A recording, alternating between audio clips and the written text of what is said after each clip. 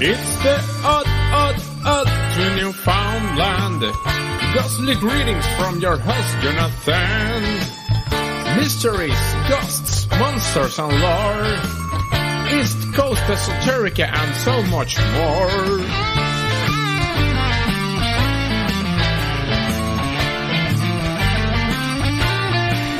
If it's odd to your friend, it's on the odd to Newfoundland.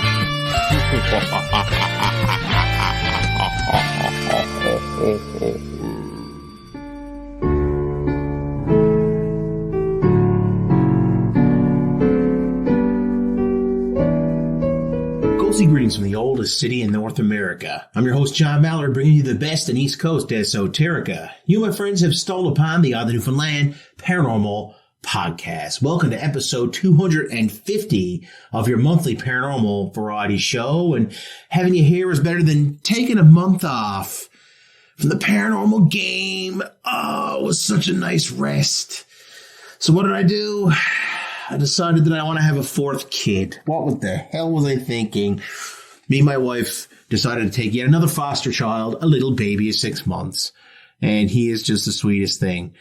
But unfortunately, there's been a few hospitalizations. I probably could have said I needed to take another break this month, but I absolutely refused to do it. Why? Because you're wonderful, a masterpiece, beautifully made, important to people because you're important to me, highly favored by your creator, with the law of averages and physics working in tandem. You, my friend, are an oddball, and on this show, we're family, and we are one. I am pumped. Super pumped. It's April. Which means in like 12 days, I'm going to be on a cruise. Yeah, that's right. I'm going to the United States. I'm going to Florida. I'm going to go look for skunk ape. Well, not really. To be honest with you, I'm going to wrestling school. And I'm also going to go on a nice cruise and I'm going to relax and just enjoy myself because we are having the 3 vacations that we never got to have because of the pandemic. And I'm sure I'm going to have all kinds of weird paranormal weirdness going on. I'm going to be on a cruise ship. I'm sure there's going to be people there. And I'm sure I'm going to run into people who love the paranormal as much as me and you. Guys, I hope you've been well. Understand that I took some time off. Just life was a bit of a blur. I needed to take some time away just to kind of reevaluate stuff. I had some guests cancel, yada, yada, yada. I'm not going to bore you with the reasons why I needed to take a break. But the reality of it is, guys, this show's been on since 2014. It's almost 10 years old. And I've never missed a month. Really until I got sick the year before last. So to me, it's almost like, you know what? Maybe I've earned the right to take a few months away and then come back. And you guys know I love my show. You know I love you, the listeners. I love hearing from you guys. By the way, if you got a question or a story you want to share, JONCMALLARD, that's John C. Mallard at hotmail.ca, or sorry, hotmail.com, not CA. I won't get it. Send your questions or emails or anything you want to there. I love reading ghost stories out as well. Haven't done that in a while.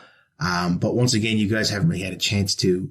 Don't forget to sign up for, our wonderful email list and all that good stuff down in the show notes. So yeah, I've been really, really busy. You can imagine, like 4 kids. A wife was working full time. Like I am just full on dad mode. But the fruits of the labor are coming real soon. Do you got something in your life that you feel that way about? Like something you put a lot of effort into for a very, very long time, but like it never really came to fruition, or you're still waiting. It's like you're the farmer on the field and you're after watering this seed you planted. You're making the soil more fertile. You're keeping the pests away. You're doing everything you can. And like just you haven't seen the sprout yet. I got a feeling that for me and maybe some of my listeners out there right now, I'm not saying I'm psychic, but I got this feeling like maybe we're finally going to get a sprout soon, man, of hope. Something good's coming. I got this feeling and I can see it. I'm super excited to be here. Healthy, well rested. My God, I took a stint in hospital, not for me, for that little baby I took, and just really reevaluated my life, what I'm doing with my time and how I want to use it. And how I want to use it is how I used to use it. I love my segmented show. I loved having the paranormal news and the Cryptid Corner and, just different features every month and of course our guest. And we're going to go back to that format this month, with the paranormal news and then our guest. And here's a really cool thing. Podbean just introduced freaking segments. So now they've taken my idea and they ran with it basically. But now they're actually having a thing you can click the button and just skip. Like say you want to just listen to the news and you didn't want to listen to the guest, you can just go right to the news. How cool is that, man? Like ain't technology grand? Jeez. April. Spring has sprung. April Fool's Day. Man, I hope no one gets too many jokes played on them. And I hope you're not an April Fool and forget to subscribe to this show. Anyway, I hope you're well. I hope everything's going okay in your world. I've just been thrown for a whirl, really, for the last couple of weeks, but I'm so happy I managed to get 2 guests recorded. So there's going to be a show, today, obviously. The show came out on the 1st, but there's also going to be one on May 1st, even though I'm not going to be in the country. I'm going to be in the States, but I'm actually going to pre-record that and put that out there for you guys too. So there you go.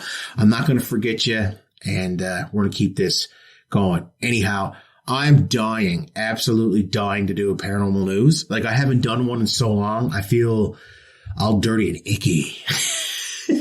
And maybe it's because I just really miss turning the pages of the old Weekly World News back when I was a kid and reading the crazy stories. Well, maybe I got a few crazy stories for you guys right now. Somewhere between the funnies and the obituaries is, yes, the paranormal news. The safety of Canadians is our #1 priority, and that's why I made the decision to shoot down the object. An American fighter jet acting on the orders of Justin Trudeau, moving in for the kill Saturday afternoon on a mysterious flying object over Canada's northwest. The aerial intruder was first picked up on radar late Friday night. The endgame began as daylight emerged. Its destruction came over Yukon, where Canadian forces, with the help of the RCMP and the FBI, are working to recover the wreckage. There's still much to know about it. That's why the analysis of this object is going to be very important. But you can know that this is something that NORAD and Canada and the United States are taking extremely seriously. The unusual object was the third to be blasted out of North America's skies in a week. Mr. President, do you know where sent the object? With President Joe Biden ordering the takedown of another near Alaska on Friday. Was it a balloon, Mr. President? There's the moon. And then there's that. The first craft, downed off the Carolina coast last weekend, They just shot it. was identified as a Chinese spy balloon. Much remains unknown about the most recent incursions. I will not be speculating on the origins of this object this evening. It is far too early in our analysis of the debris. The defense minister says it was cylindrical in shape. The top U.S. senator provided a bit more detail on Sunday. Were these balloons Friday and Saturday night? They believe they were, yes, but much smaller than the first one. And the saga continues. Later on Sunday afternoon, a fourth flying object was shot down, this time over Lake Huron near the Canadian border. Now, while the object was in U.S. airspace at the time, Canada closed its nearby skies as a precaution. 99 balloons, shoot them down 'cause you're Trudeau and 99 balloons. Man, what the actual I leave for 2 months. And Justin Trudeau shoots down a UFO, and so did Biden. And they're all Chinese, and what the hell? Like, this is what I get for not doing my job, man. I wasn't here to report on this stuff, and they started sending the balloons out. Makes you think about that movie Up from Disney. Yeah. When we play the music, make you all depressed? Probably not. I won't. And, it also makes me think about when I was a kid and I was just coming out of a party and I was having so much fun. And then all of a sudden I let go of my balloons I got from the party, and into the atmosphere they go. And, you never know what happened to those balloons. Did they just keep going? Did they eventually end up in the madness that is space and forever float away? Or did they not make it past the lithosphere and, get popped into a million little balloon particles? Or did they do what I'm pretty sure they did? Popped, fell in the ocean, and killed a turtle. See, now I killed turtles. Great. What a wonderful way to start the paranormal news. I've been gone for that long, and this is what's after happening. Justin Trudeau shoots down a balloon because he thinks it's a UFO, folks. They're not going to shoot down anything they don't think is not a UFO. And I'm going to tell you why. Because it could be an international incident. They're not going to shoot down a balloon unless they know for sure that it's not of this world. And lo and behold, when they shot it down, they found out it was actually a balloon from China. But it just goes to show you that, this whole thing we got in our head where it's Independence Day and this great big UFO lands on the White House lawn and everyone says, no. It's really like Independence Day. It's going to blow this shit up because we're going to try to blow them up first. And of all, of all people to shoot it down, the softest, most liberal person ever. Like, this guy is, I don't know. He's like, Trudeau is like a total wuss, Trudette, in the way he carries himself for the most part. And to see this military strike right away, it's like, whoa. But begs the question, though, and we all got to kind of agree, NORAD. I mean, this is just not for tracking Santa Claus anymore, folks. It's still on the go. Obviously, they're worried about war, right? But wait, why the heck would they worry about the northernmost part of Canada, the Yukon, all these places? Well, if Russia's going to invade, that's where they're going to go, right? But these are Chinese balloons, and they're supposedly spy balloons. Well, what do you think they're spying? I'm going to tell you what they're spying. They want to go to Yukon, okay, and they want to find just some form of Sasquatch, some kind of Yeti that might live there, some distant Yeti relative. This is what I'm thinking. Or maybe, just maybe, Trudeau thought it was a UFO and shot some bitch down. That's what I think really happened. Imagine I'm an alien. It's easy if you do. Pretty sure Yoko Ono was actually an alien. But anyway, that's beside the point. Have you heard about John Lennon and how he shares his sober, quote-unquote, story of when extraterrestrials handed him a golden egg? Okay, this is just crazy. In an interview, Lennon shares his intimate visit with ETs, in which he says bug-faced aliens handed him a golden egg, which he believes could be a ticket to another planet. It's easy if you try. The interview with Uri Geller took place in 1974 and started with Lennon sharing his belief in the existence of life on other planets and that he thought they were visiting us and could even be observing them in the moment the interview was taking place. You believe in this stuff, right? He asked. Well, you ain't gonna believe this. About 6 months ago, I was asleep in my bed with Yoko at home in the Dakota building, and suddenly I wasn't asleep because there was this blazing light around the door. It was shining through the cracks of the keyhole like someone was out there with searchlights or the apartment was on fire. That was what I thought. Intruders or fire leapt out of the bed, and Yoko wasn't at all there. She was lying there like a stone, and I pulled open the door. There were these 4 people out there. Fans? Asked Geller. Well, they didn't want my autograph.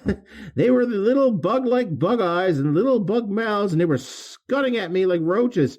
He broke off and stared at me. I've told this to 2 other people, right? One was Yoko, and she believes me. She says she doesn't understand it, but she knows. I wouldn't lie to her. I told one other person, and she didn't believe me. She laughed it off, and then she said I must have been high. Well, I've been high. I mean, right out of it. A lot of times. I love when Lennon just drops that truth. And I never saw anything on acid that was weird as those bugs, man. So there you go. That's a kind of a departure from the usual, alien story of, hey, little green men or little gray men. These guys were bugs outside my door. There was bugs outside my door while Yoko slept silently next to me, slowly feeding me my drugs to kill me. Okay. What else do we got? Oh, more UFO stuff? You want more? I know. I'm all pent up full of UFO stuff. A bizarre video from a village in Bolivia purportedly shows an alien body that was allegedly found following a UFO sighting.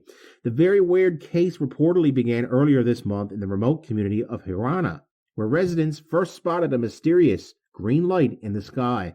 Following the peculiar green light sighting in the sky, they claimed that diminutive humanoids, which some likened to goblins, were seen scrambling through the streets of the village. They were miniature beings, one witness recalled, like those little people who appeared to children. A few days later, the odd incident became even stranger when what appeared to be a body of a small figure was found in a gutter, and, as of one resident marveled of, the closer we got, we saw, the more we knew. For sure, it was extraterrestrial. Fortunately for those who found the fantastic tale hard to fathom, some people on the scene managed to actually capture photos and footage of the curious remains, which you guys can find online. It seems to resemble a miniature version of the iconic gray alien, complete with oversized eyes. Images of the anomalous figure were subsequently sent to Bolivian ufologist Juan Carlos Aliaga, who noted that they appeared to show this being curled up but with little bones. Although he has pledged to investigate the case, the UFO researcher lamented that it will be something of a challenge, as the peculiar remains mysteriously disappeared shortly after being discovered. Maybe it was the men in black. They won't let you remember. Oh, come on. How about a little bit of wee news from our old pal Nessie? It's been a while since we heard from them. I wonder, is it possible? Shall we take a jaunt down by the loch and maybe listen to, well, a little report about a recent sighting? A Loch Ness monster hunter believes he spotted the mythical creature on camera when it, quote-unquote, popped up right in front of his eyes. But is the sighting enough to convince you? Nessie isn't exactly known for being the most photo-friendly creature, but Owain O'Fadigan from Ireland is confident the monster made an appearance at Shortland Lodges near Fort Augustus on the loch's southern shore. He spotted the intriguing object, which he believes is more than 20 feet long, while monitoring the webcam set up the site during a quote-unquote clear evening. He recalled the calm conditions and clear evening colors of the surrounding landscape were picturesque. The only thing missing was the Loch Ness monster, and up she popped. As he watched the camera, it panned and came to a stop to show something gliding just under the surface of the water. The line of movement resembled a bird coming in to land on the water or a boat cutting through the surface, only there was no bird or boat to speak of. The length of the visible wake is in excess of 20 feet, and the creature responsible must be very large underneath those waves. So, Nessie is still making the news after all these years. There's something just heartwarming about it, you know? I just really hope that if Nessie is under there, you know, she's taking it easy. I hope she's not alone, and I hope she's got buddies in there. Because, you know, life is really, really lonely sometimes. My hope is that Nessie's got like a whole family down there, and we just caught Nessie on the way to go play Nessie Bingo. I-28, I-28, do you have I-28? ZAD-22, do you have ZAD-22? Do you have ZAD-22? I-55, do you have Bingo! God. Can you tell I missed doing the news with you guys? Can you tell? I totally missed it. And I don't feel like I had enough of escape into madness and weirdness. So I'm really, really happy to say that all these stories have been odd to Newfoundland. Attention all Podbean, iTunes, Stitcher, and TuneIn radio listeners. The Odd to Newfoundland Paranormal Podcast brings you the best in East Coast esoterica on the first of every month. Together, we can keep it growing by sharing the show on social media, subscribing to the show wherever you may be listening to it from, and by leaving feedback about your favorite episodes. John certainly needs a friend like you to help make his dreams come true, minus the alien abduction dreams. That is not cool at all. The Odd to Newfoundland Paranormal Podcast. Always available, always free, always odd. C is for your claws, so sharp to me. R is for reports we seldom see. Why do we ignore creatures of myth and lore? B is even more puzzling monsters we adore. T is for tales passed through the years.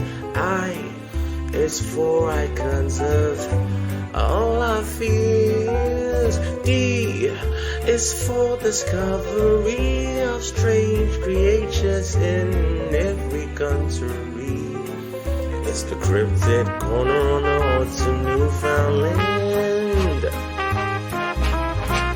Yeah, yeah.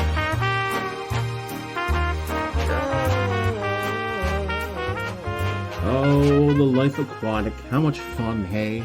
And tonight's special Cryptid Corner guest is none other than Ningen. An Ningen is a cryptid that's located in the oceans of the Antarctica and southern Asia. It has several appearances and is at least 20 to 30 meters long. It has many appearances and has pale white skin. It has multiple appearances, including above water and underwater appearances. So the reason why this keeps saying appearances over and over again is because it's actually pretty sure it's kind of, translated from Japanese. I'll do my best. The Ningen has been described as being a humongous, blubbery whale-like creature, much like tonight's host of this show, whose smooth, pale form vaguely resembles the head, torso, and appendage of a human being, also resembling the host of this said show.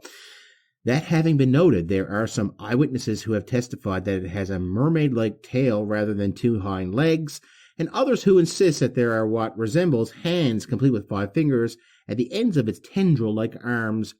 Such a lovely thing to go visit. These beasts have supposedly been seen in the Pacific, Antarctic, and Atlantic Oceans, and are always described as being extraordinarily large, with a whitish complexion, much like tonight's host of the show. Many observers have also reported that these animals shave no distinct facial features, save for 2 huge eyes and a mouth-like slit. According to most accounts, these creatures are primarily nocturnal and tend to thrive in frigid Arctic waters. Initial reports of these marine mammals were said to have emanated from the tall end of the 20th century, which is strange considering how many centuries mariners have been traversing the world seas, with nary a mention of these bizarre and purportedly gigantic beasts. But before we try and figure out what these things actually are, let's just keep in mind these things live in the Arctic. It's really cold and I am not going there right now, but you can if you want. Or, you can just play this over again because you're loved here. And where's here too? Well, here's the Cryptid Corner. And I'm your white-slipped, blubbery host with long tendril arms. And I'm going to wish you a very happy April. Don't you dare go away, folks. We still got tonight's guest. The views and opinions discussed on this show are of the guests and host. They do not reflect the views or opinions of associated sponsors or affiliates. Sudden alteration in belief systems, moodiness, and confusion are natural side effects of listening to this podcast.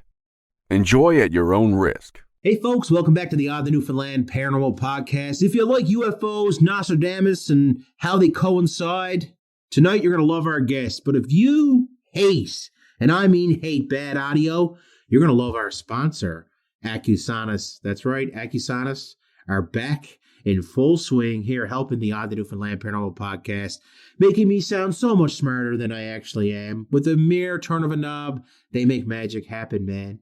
This is software you put right in your computer. The folks at Acusanus know I'm part monkey. They know that I have a really hard time with Audacity, but now they made it easy.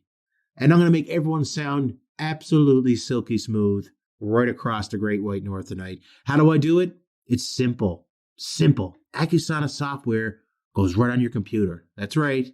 And they have so many cool just tools you can use. One of my favorite is the voice leveler. Tonight, I got a big, booming, dooming voice. And it's very, very loud because I'm excited about tonight's guest. And maybe maybe my guest might be a little farther away from the mic. We don't know how loud he's going to be. So in post-production, that means I'm going to have to work my butt off to make him and me level out. Ha ha ha. But not with Acusanus helping me out. Not at all. With a mere turn of a knob, it does the work for me. That's right. So I can get back to more important things like, waxing my toes. Guys, check out Acusanus. Scroll down in the show notes and give them a try. They're worth every single penny. Tonight's guest is a best-selling author. His book, Terror Strikes, it's been really well received, especially on Amazon, too. He's a best-selling author all around. He's also the author of How to Write a Book and Get It Published, Hints, Tips, and Techniques. God, I wish I had him in my corner back when I tried to publish mine. Right? Look, all I'm going to say to you guys, 100%, is you're going to love tonight's guest. Now, let's get moving. Joseph, Leonard, how are you tonight? Yeah, I'm good. Yeah, it's Joseph M Lenard. I have to use the middle initial because there's a Joseph Lenard or Joseph Lenard, I'm not sure how he pronounces it, out of South Carolina also that's an author. So I have to make sure everybody understands Joseph M Lenard. No O in it. It looks like Lenard, but it's not French. It's Leonard without an O. And of course, I can't pass the bad pun opportunity and give you a hard time about your last name. We got to do a duck joke somehow. Well, you see, there's another podcaster, a beloved old friend of mine by the name of Jim Mallard, and he hosts that's me. I'm John Mallard. I host the Odd to Newfoundland Paranormal podcast, but Jim hosts the Mallard Report. He's been around forever, an old dear friend of mine. So go ahead, make fun of the last name. I've heard it 100 times. Go ahead. Of course you have. Yep, of course. I know. Hey, that's all I needed to do was mention it, and everybody understands the joke. I know. And it just goes back to the fact, too, that, now his Mallard, the way Mallard is spelled, he's got the French type of Mallard name. He got the I in there, Mallard.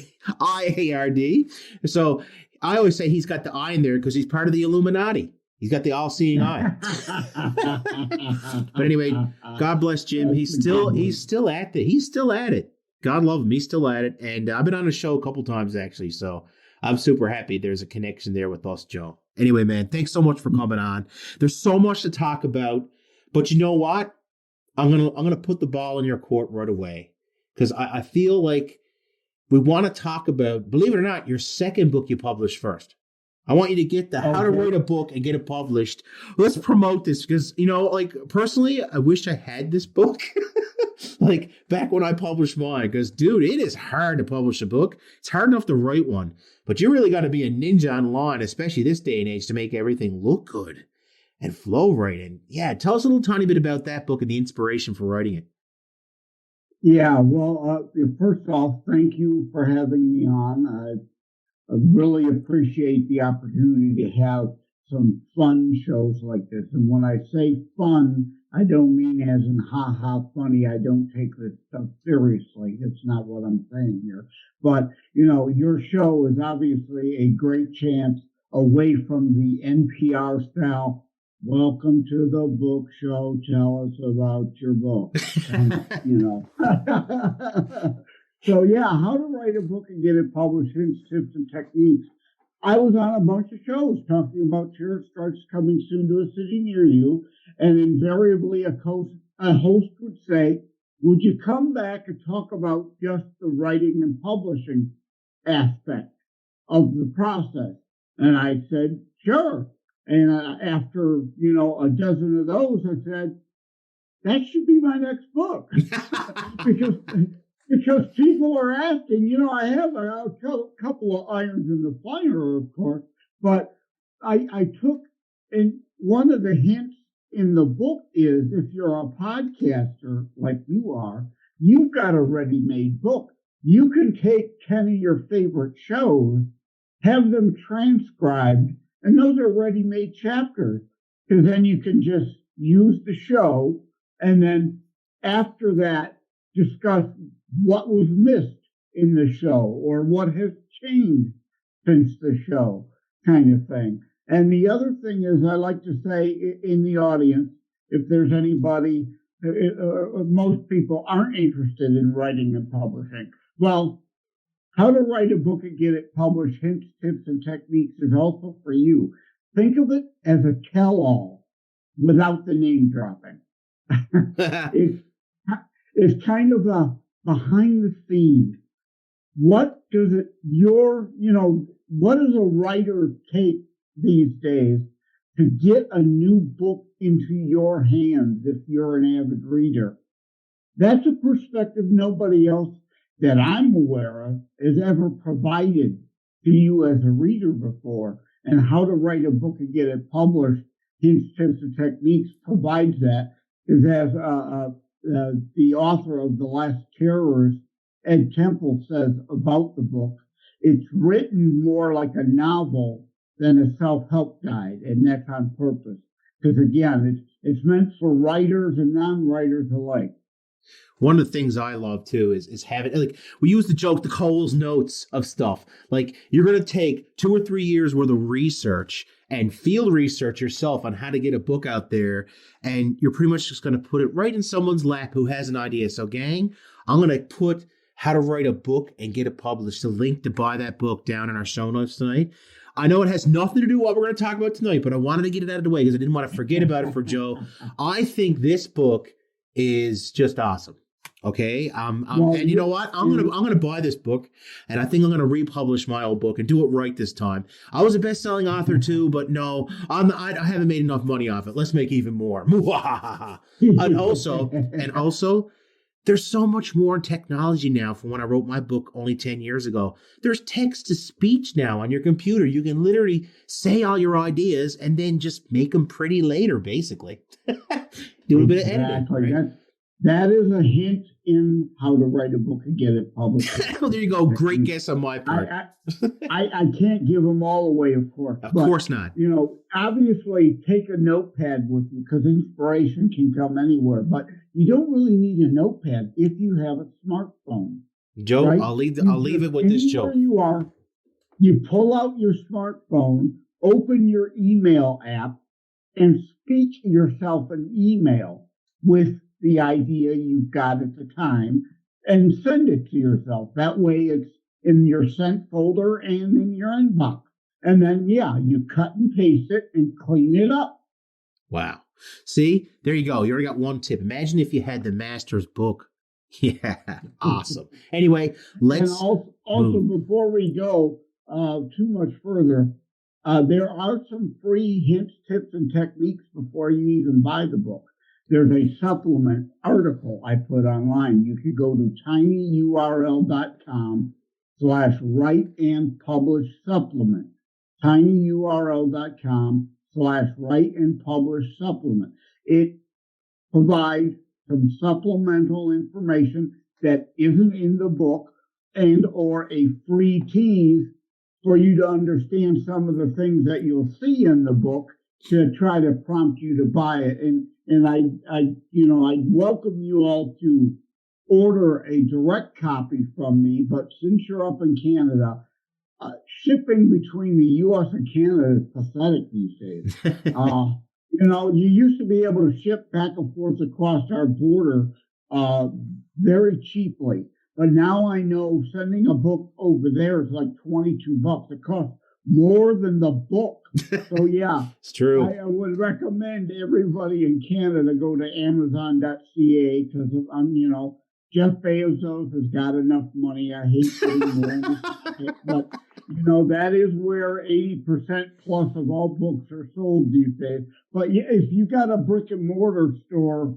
close to you, please visit them. Have them order it for you. Absolutely, guys. Joseph M Lenard without the O. Really want you to get that book. And once again, it'll be linked down below. Now, we've had our appetizer. Let's get into the main course, my friend. The passion that's coming out of this guy's face right now. I got him on video here on a Zoom call. And I'm telling you right now, you can see the smile across his face because I don't think he's gotten a rightful chance to talk a whole lot about the paranormal side of Terror Strikes, which is the book he wrote.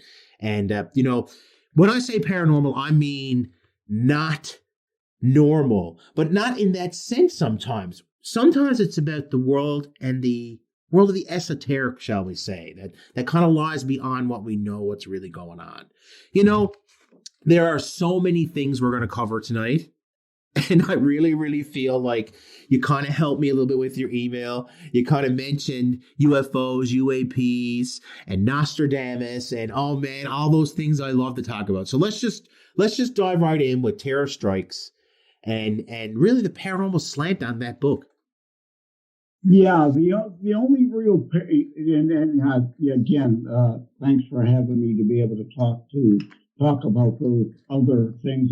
I've been on with Phyllis McKenzie, her Wicked Campfire show. We're doing a whole series on UFOs and presences and orbs and things like that. I've been on with Paranormal Phil. I was on the Northern Ireland UFO Society show. So I really like having, opportunities to be on shows. But the only direct paranormal, if you want to call it that, in Terror Strikes coming soon to the city near you. There's no ghosts, there's no orbs, there's no UFOs, obviously. But Nostradamus, the 9/11 chapter, I open with quatrain 187 from his Les Prophéties. Earth-shaking fire from the center of the earth will cause tremors around the new city. Two great rocks will war for a long time. Then Arethusa will redden a new river. And to me, it was important to open that because in my mind, he was a great seer, and it's just amazing all the things in hindsight that we've been able to put together. That he clearly, all the World War II prophecies are amazing. The Nazis used it as propaganda at the beginning of the war, and then we used it to drop on Germany in forms of pamphlets as the war progressed, to show that Nostradamus said they'd be pounded into the dirt, as they ultimately were. Yeah, and they were like, Nostradamus was literally one letter off from Hitler's name, by the way. He called him Hister, if I remember correctly. And, that to me is pretty wild. Like, we're talking something that's written, well, really what year was Nostradamus around? I can't even remember. Yeah, countless centuries before these events happened. And Hister may have been on purpose. It may have been a reference to the river and as to the master of Germany. So it may not have even been a mistake, because again, he always wrote in riddles, in rhymes, and double meanings, and like in Terror Strikes Coming Soon to City Near You, I try to use a lot of words with double meaning, because it's not a shoot 'em up, blood and guts kind of thing. It's an intellectual pursuit kind of book. And as a matter of fact, before we go too much further along those regards, yes, it is indeed about terrorism. However, it's not a book about death. It's a book about life and living. I like to say, life over death, hope over despair, or faith over despair, hope over fear, love over hate, good over evil, and family and friends. And again, it's not meant to be, a blood and guts shoot 'em up. It's not a Tom Clancy, Jack Ryan is the name novel. And on my website, terrorstrikes.info, there's a disclaimer at the bottom I like to read. Fair warning, while some historical aspects, I call it faction because it's historical fiction, part fact, part fiction. Historical aspects are mixed within. This is a fictional story with fictional characters. Many deem this book controversial and upsetting in many places, which it is meant to be. It is meant to make people think, to challenge their own and others' intentions, motives, own morality, and mortality. I think one of the most, just to go back on Nostradamus, I hate to go back to him, but I know me and you can kind of meet our heads on this one. There's just so many things that he nailed in that quatrain. And when I studied that quatrain years ago and looked it over, I think the thing that really struck me and really proved that this guy is a seer is the fact that he invented language that didn't exist yet for items that didn't exist yet. So here's something you don't know. The two steel birds he talks about, okay, is an obvious giveaway what that is. Obviously, it's the two planes that hit the Twin Towers, guys. But he said steel birds. Now, what if I told you that wasn't invented until 200 years after he published his book? So steel didn't exist then. 200 years after Nostradamus died, actually, if I'm correct. I can't remember every little detail. I'm sorry, Joe. I can't remember it all. But I do know that to me was just absolutely crazy. So, like, how do you feel about this? When you look at those quatrains and know that someone saw this coming, and he's doing his best to describe these insane pictures that are put in his head somehow. Like, how do we feel to know that somebody saw all these things coming and that, God, I mean, we don't know what quatrains are going to happen next. Yeah, the radio, the television, the automobile, planes. I mean, all of that was way, way away from his time. And it's even questionable whether the notion of such possibilities were around. I mean, science fiction really didn't exist at that point to say, well, somebody thought of that and he was playing off that. But I like to say, I don't think quatrain 187 was about 9/11. I think 1049 was. And it reads, the world's garden near the new city. And again, he didn't know of this thing called North America and that there would be a place called New York City named after York, right? Hence, New York. So he refers to New City all the time, and it's clear in hindsight that it's talking about New York City. In the roadway, hollow mountains, those are skyscrapers, they will be seized and plunged into the sewer. That is exactly what happened. They fell, they collapsed directly into the base, into the sewer system on which they were built. They had to build Surrey walls to keep back the waterways in order to create the foundation for those. And it further goes and says, people will be forced to drink the sulfur poisoned water. Wow. Well, that's the sicknesses after 9/11 from all that pollution and that cloud. Now, like 187 to me, with the earth shaking, a fire from the center of the earth, to me is a nuclear mushroom cloud, will shake the towers of the new city. As a result, two great rocks will fight a long war until Arethusa springs bloody the river afresh. Now, that's an important key hint. Two great rocks, the pillars of two great continents, the pillars of two great religions. There's two meanings there. And Arethusa, again, you have to understand how Nostradamus saw things of the future. He didn't know of the United States of America, but Arethusan has USA in it. Interesting. That to me is an important key. And who was Arethusa? Arethusa was the Greek goddess of the Mediterranean. That is an important clue to me. Now, you might say Iran, who we all expect, is attempting to get a bomb to create another Holocaust, not just on Israel, the little Satan, as they call them, but the United States, who they call the big Satan, who they could attack with a dirty bomb, let alone, they don't need ICBM. They could put them on a cargo ship and then detonate them off the coast of Israel and New York. But Arethusa, now Iran doesn't touch the Mediterranean now, but recall back to the Persian Empire that they once were. It did touch the Mediterranean. So you've got to understand all these factors that Nostradamus was trying to put together in his warning.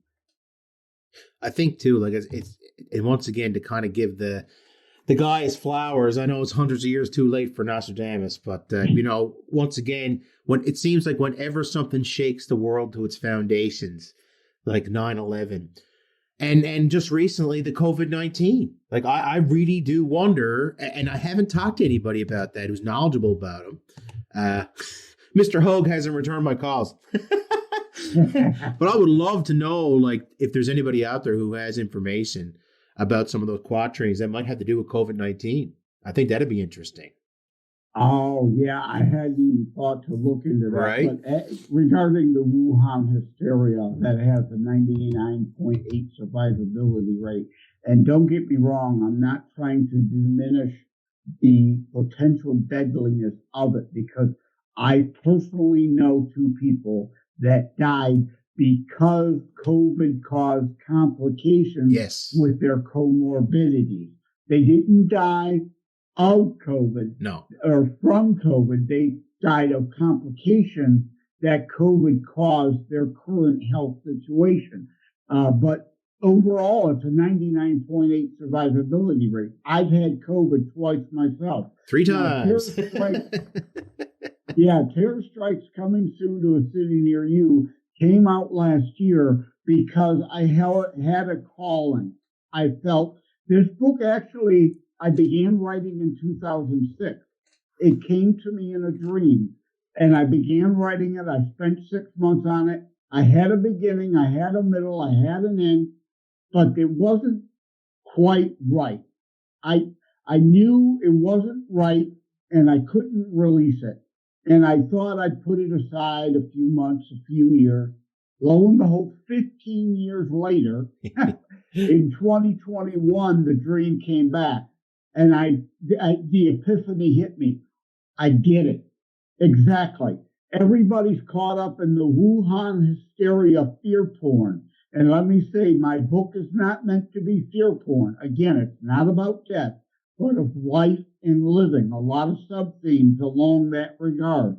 I don't want you to be scared. I want you to live your life, but I don't want you to live it with reckless abandon and be stupid. You have to have a degree of situational awareness.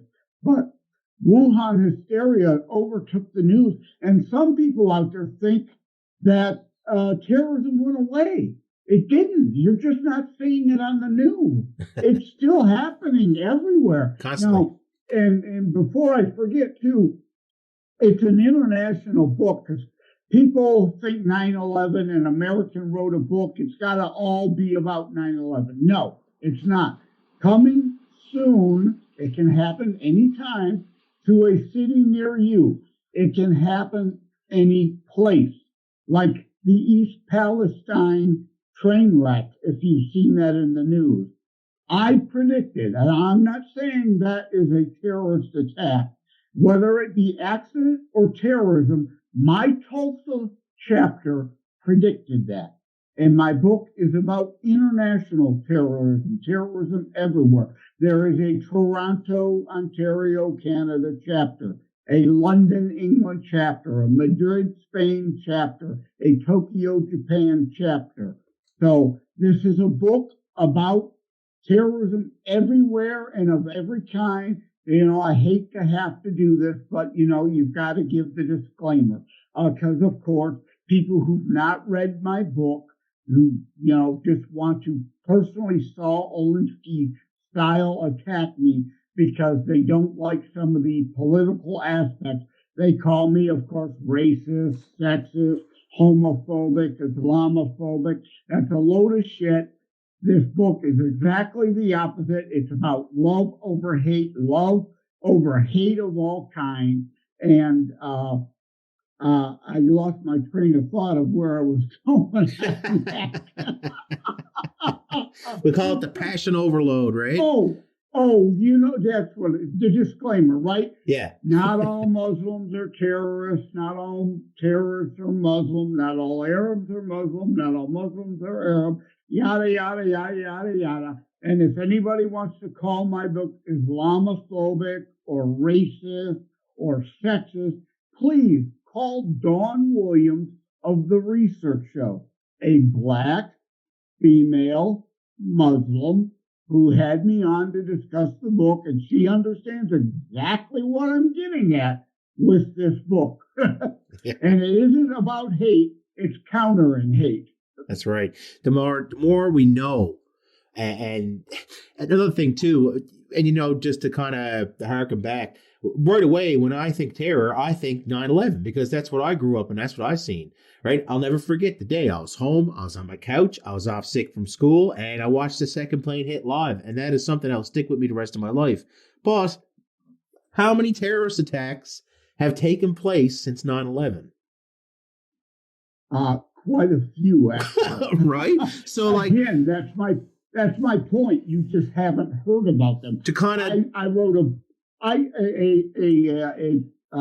this is not me saying this. This is one of my reviewers saying a much needed, warning. And I forget what else he said, but another person said the definitive book on the terrorism topic of our time.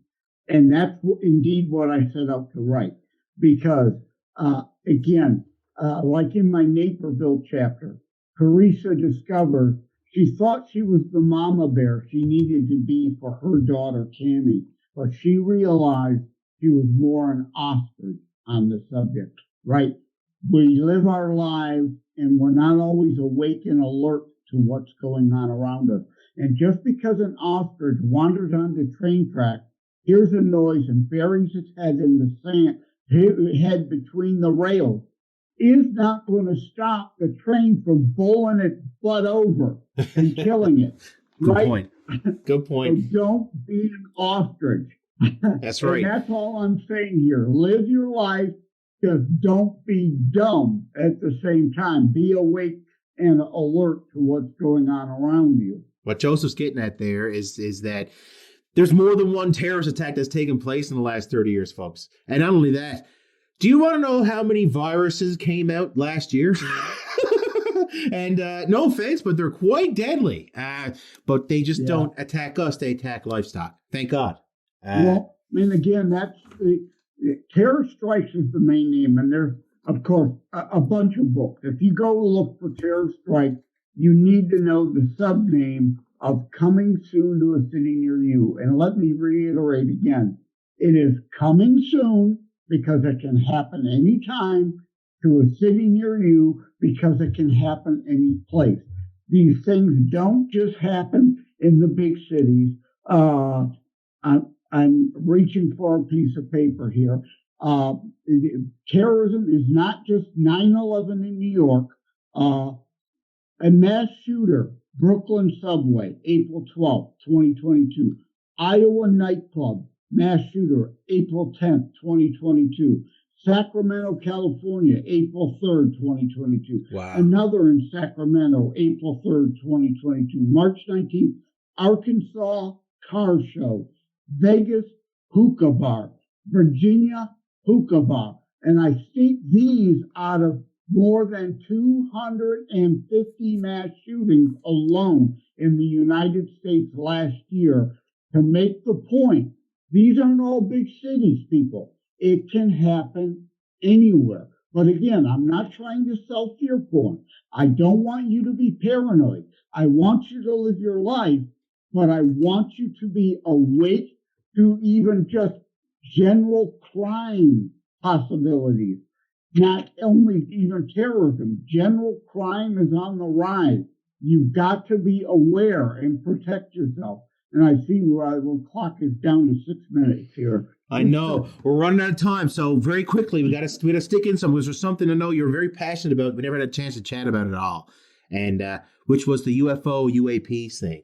So just have a little chat about that with me. Okay, so for anybody out there, obviously UFO, unidentified flying object. UAP, what do you mean? Yeah, an unexplained aerial phenomenon. Military jargon, right?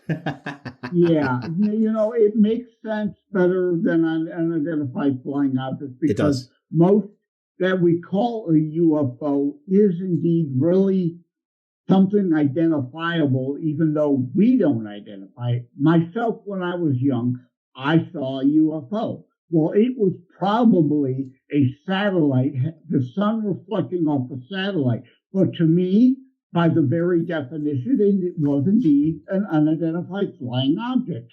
But, even in Project Blue Book days, 1% of those cases were truly left unidentified or unidentified aerial phenomena.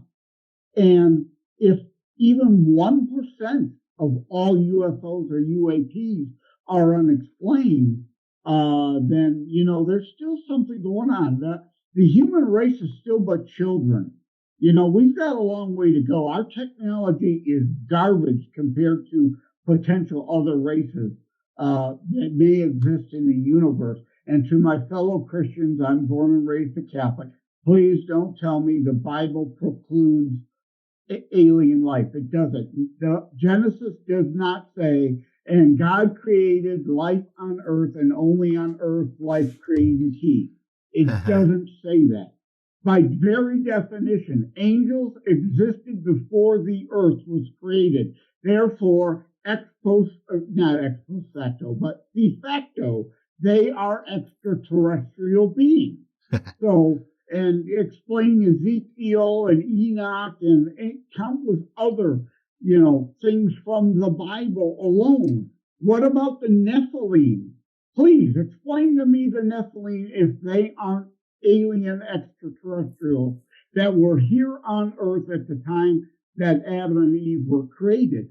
So don't tell me they can't exist because it's not biblical. It is biblical that they could exist. And we are children. God does not owe me an explanation of everything in life. That he created life elsewhere and didn't tell me, too bad. He doesn't owe me that explanation, right? And I hope one day to be able to discuss it. I have a question. I mean, and this is for God, and this is for you, and this is for everybody out there. He created absolutely everything here, or created the building blocks so that they could create itself, basically. Why would he stop here? He's only got 7 days worth of power? I don't think so. I really don't think so one bit. Yeah, exactly. And the other thing is, too, Werner von Braun, the ex-Nazi that we brought here with others under Operation Paperclip post-World War II to help create our space program, our missile and space program, said that eventually the military would use UFOs as a false flag. They knew the alien craft existed then. And by now, we've reverse engineered some, and some of these craft flying around are probably unmanned drone phenomena of our own making. But again, now whether the rest of those that are truly unexplained are actually extraterrestrial, interdimensional, which I think is very much probably an easier possibility. It would take a lot of energy, but bending time and space, I think, would be easier than traveling billions of light years somehow and, needing the food. But, that there's the whole wormhole thing there. And then I invented the term intertimental for time travel. Oh, nice. I think intertimental. I love that. We say interdimensional, so intertimental makes sense to me. So I coined that phrase, like I coined Geisha for Islamic fundamentalist terrorists, because we called the National Socialist Deutschland Arbeiter Party Nazis. So Geisha stands for Global Islamic Jihadist Interim Army. Geisha flows off the tongue easier. You could go to terrorstrikes.info/Geishas and learn more about that, because we're running out of time. We are out of time. Guys, Joseph Leonard has been our guest tonight. Thank you so much, Joe, for coming on. Guys, he's the author of Terror Strikes. He's a best-selling author, by the way. Terror Strikes. Check it out. How to write a book and get it published. Guys, all these links will be down in the show notes for Joe. And you know what? I feel like me and you got more to talk about. I feel like you should come back sometime and hang out with me, because I've got stories about orbs. I've got stories. Yeah. Like I said, I'm on the Wicked Campfire. We're doing a whole 4-week series on each of those. And like I was going to say about the aliens, interdimensionals, and intertimenals, if they were a threat to us, we'd have long known it by now. They're not a threat to us. Nah, not at all. In fact, 7 years of field research as an EVP researcher, getting just trying my best to get repeatable data. That's all I did for 7 years. And not once did I ever have anything negative. Not once. It was always positive or completely oblivious to my existence. It was always talking about something that was going on. So there you go. Not to say that there aren't some negative things. Oh, they're out there, but I think... But anyway, we're about to get shut down. That's okay. Joe, thanks so much for coming on. Take care, buddy. Thank you for having me, Johnny. Appreciate it. My pleasure. Bye now. Bye-bye. Well, the time to say goodbye is upon us. But don't worry, you can keep track of the Odd the Newfoundland Paranormal Podcast very easily. It's available on Stitcher, iTunes, Podbean, and TuneIn Radio. Just look for the Odd the Newfoundland Paranormal Podcast banner. Of course, if you'd like to keep up to date, you can always check out the Odd the Newfoundland Paranormal Podcast Facebook page, drop a like, and every single time a new show goes up, you'll be notified. You can also follow me, John Mallard, on Twitter at ODDTONFLD. That's Odd to Newfoundland. Get your latest news on the podcast as well as the ever-popular para-joke of the day. From the oldest city in North America, I bid you adieu from the Odd to Newfoundland Paranormal Podcast.